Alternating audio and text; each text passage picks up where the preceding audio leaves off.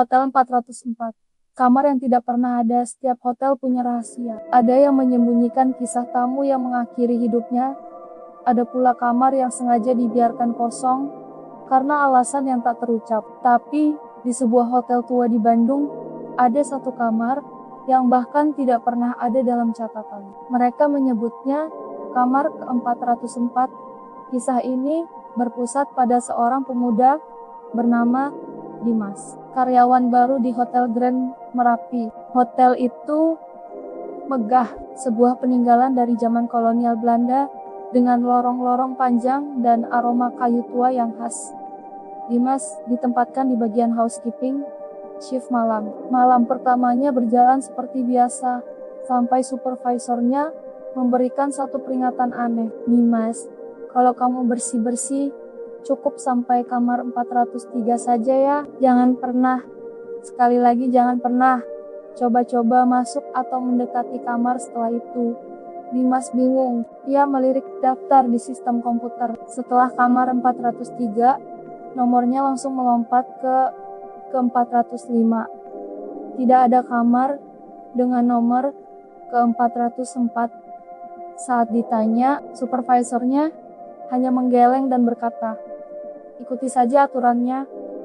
Rasa penasaran mulai menggerogoti pikiran Dimas, tapi ia memilih untuk patuh. Beberapa malam berlalu, semua terasa normal, sampai suatu ketika, saat ia sedang melakukan patroli rutin di lantai 4, suasana mendadak terasa berbeda. Lampu lorong yang biasanya terang, kini berkelap-kelip dengan ritme yang ganjil. Udara terasa lebih dingin, dan kesunyian malam seolah menekan telinganya. Saat melewati kamar 403, matanya menangkap sesuatu yang seharusnya tidak ada di sana. Tepat di sebelah kamar 403, berdiri sebuah pintu kayu yang tampak usang. Di atasnya, terpasang plakat kuningan dengan ukiran angka yang jelas.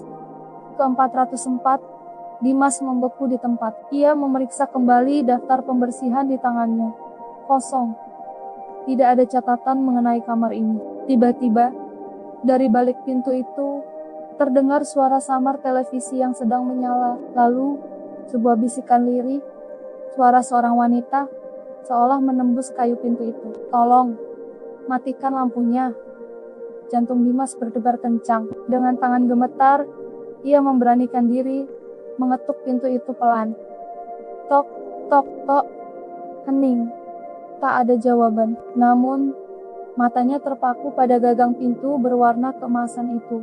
Perlahan, gagang pintu itu bergerak turun dengan sendirinya. Seolah ada seseorang di dalam yang hendak membukanya. Tanpa pikir panjang, Dimas refleks mundur beberapa langkah. Dan dalam sekejap mata, kejadian yang lebih aneh terjadi. Pintu 404 itu lenyap begitu saja. Di hadapannya kini hanyalah dinding polos yang menyambung langsung ke kamar ke-405. Seolah pintu itu tidak pernah ada. Dengan napas terengah-engah, Dimas berlari ke ruang keamanan. Ia menceritakan semua yang baru saja dialaminya. Petugas keamanan yang sudah senior itu tampak tenang, seolah sudah terbiasa mendengar laporan semacam ini. Ia lalu memutar rekaman CCTV dari lorong lantai 4 pada waktu yang disebutkan Dimas. Di layar monitor, terlihat jelas sosok Dimas yang berhenti di depan kamar ke-403, dan di sebelahnya, pintu 404 itu benar-benar ada. Rekaman itu menunjukkan Dimas mengetuk pintu, lalu mundur ketakutan. Tapi, yang membuat bulu kuduk merinding adalah saat mereka mengganti tampilan ke sudut kamera yang lain. Dari sisi itu, tidak ada pintu ke-404. Yang terlihat hanyalah Dimas yang sedang menggatuk-genggetak dinding kosong. Petugas keamanan itu menghela napas panjang. Kamar itu memang sering muncul dan hilang. Dimas selalu di jam yang sama, tepat jam 2:44 dini hari. Ia kemudian mulai bercerita. Dulu, sebelum hotel ini direnovasi besar-besaran, kamar 404 itu memang pernah ada. Tapi sebuah tragedi terjadi di sana. Beberapa tahun yang lalu, seorang tamu wanita bernama Ratna Sulastri ditemukan tewas mengenaskan di kamar itu. Ia ditemukan tergantung di dekat jendela, dengan sepucuk surat yang ditinggalkannya di atas meja. Isinya singkat, namun penuh teka-teki. Aku tak ingin sendirian di sini. Sejak kejadian mengerikan itu, kamar 404 mulai dikosongkan.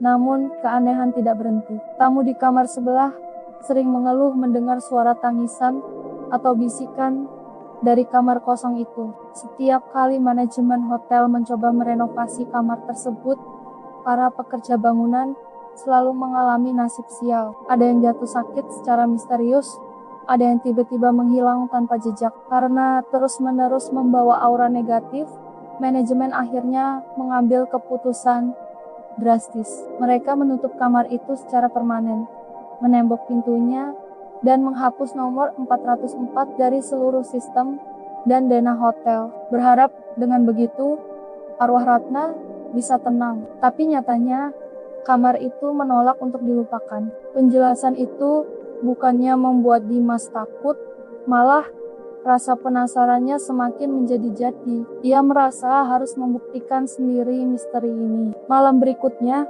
berbekal kamera ponsel, ia sengaja menunggu. Jam di tangannya menunjukkan jam 2:43 dini hari. Ia kembali ke lorong lantai 4, berdiri di titik di mana ia melihat pintu itu terakhir kali. Tepat saat jam menunjukkan jam 2:44, udara kembali mendingin. Di hadapannya, dari balik dinding yang polos, kusen pintu itu perlahan muncul, diikuti daun pintunya yang usang. Pintu 404 telah kembali.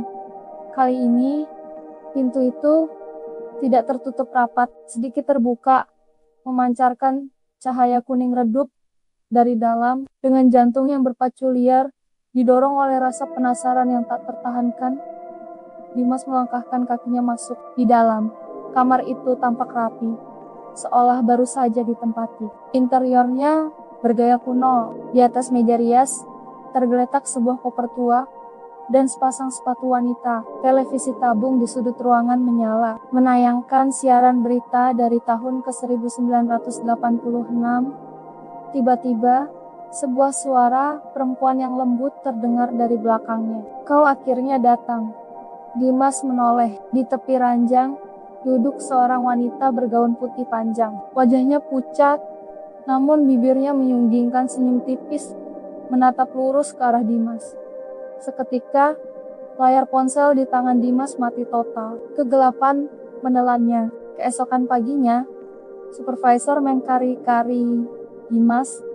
Ia tidak muncul untuk absen pagi. Setelah dicari di seluruh area hotel, Dimas tidak ditemukan. Petugas keamanan pun memeriksa rekaman CCTV tadi malam. Mereka melihat sesuatu yang membuat darah mereka seolah membeku. Rekaman itu dengan jelas menunjukkan Dimas berjalan masuki pintu kamar ke-404.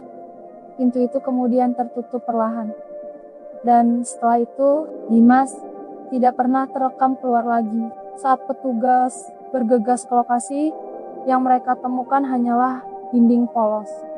Tidak ada pintu, tidak ada jejak. Dimas lenyap di telan kamar hantu. Tepat saat kepanikan melanda, telepon di meja resepsionis berdering nyaring. Layar menunjukkan panggilan masuk dari kamar 404. Dengan tangan gemetar, resepsionis mengangkat gagang telepon. Dari seberang, terdengar suara perempuan yang sama, berbisik pelan. "Kamar kami sudah penuh sekarang." Sejak hari itu, Hotel Grand Merapi tak pernah sama lagi.